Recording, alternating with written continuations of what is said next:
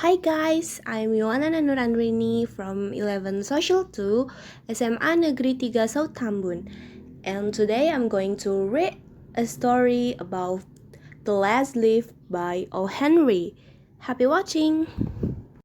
Many artists live in Greenwich Village in New York City.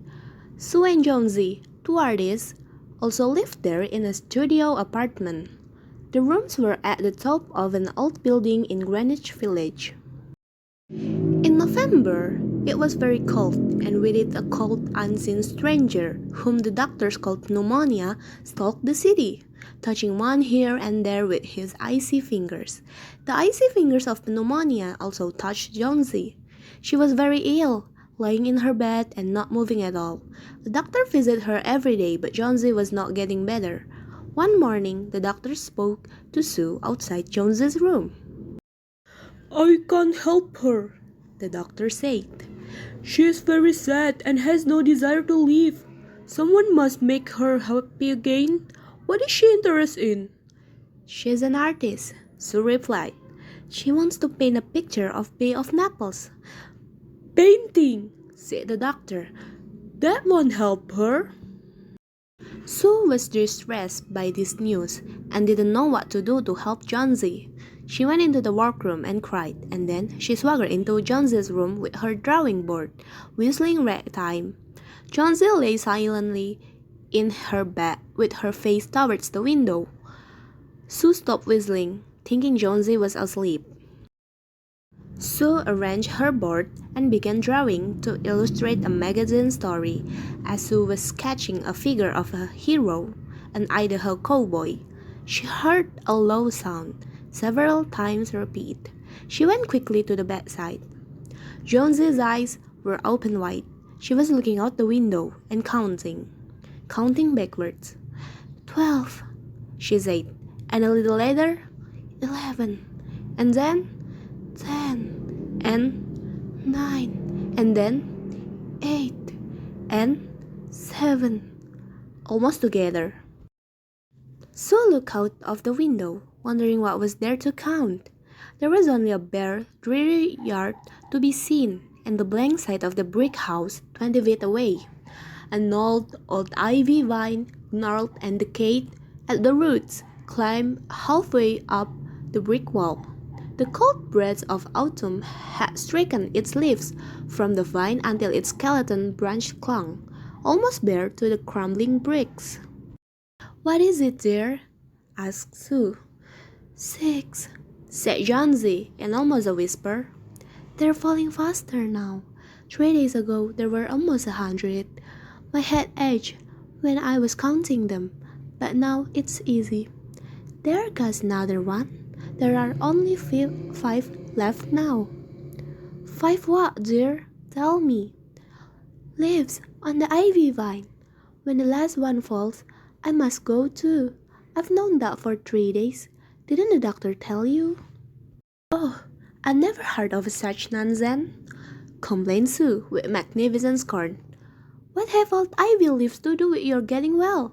Try to sleep," said Sue.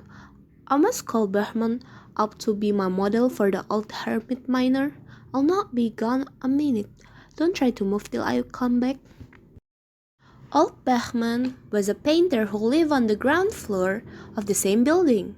He was 60 years old and had always dreamed of painting a masterpiece, but unfortunately, till now he was not able to fulfill his dream. Sue found Bachman in his dimly lighted apartment, sitting in his chair. She told him of Jonesy's condition. Old Bachman, with his red eyes plainly streaming, showed his contempt and derision for such idiotic imaginings. Jonesy was sleeping when they went upstairs. Sue pulled the shade down to the windowsill and motioned Bachman into the other room. In there, they peered out the window fearfully at the ivy vine.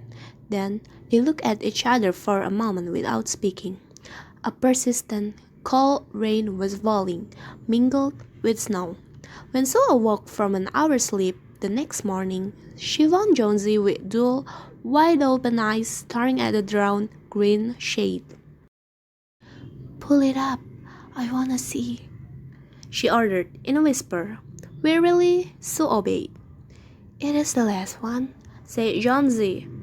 It will fall today, and I shall die at the same time. Dear, dear, said Sue, leaning her worn face down to the pillow. Think of me if you won't think of yourself. What will I do?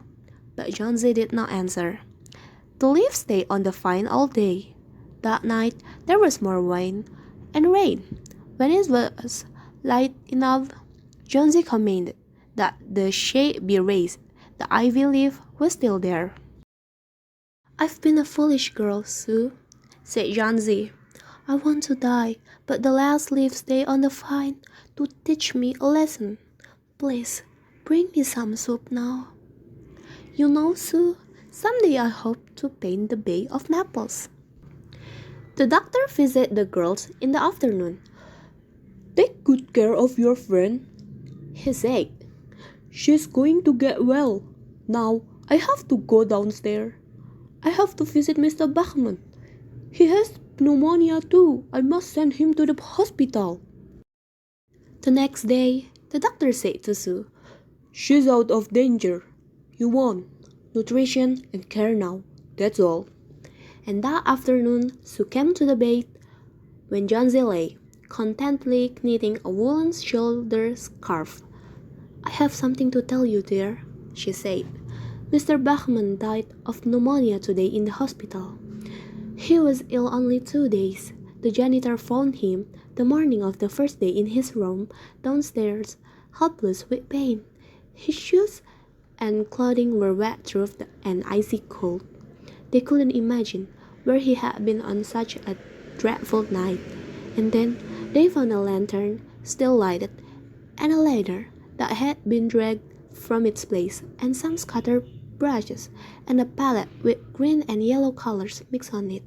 And look out the window, dear, at the last ivy leaf on the wall. Didn't you wonder why it never fluttered or moved when the wind blew? Ah, darling, it's Bachman's masterpiece. He painted it there the night that the last leaf fell. Thank you so much for watching, and see you in the next video. Goodbye.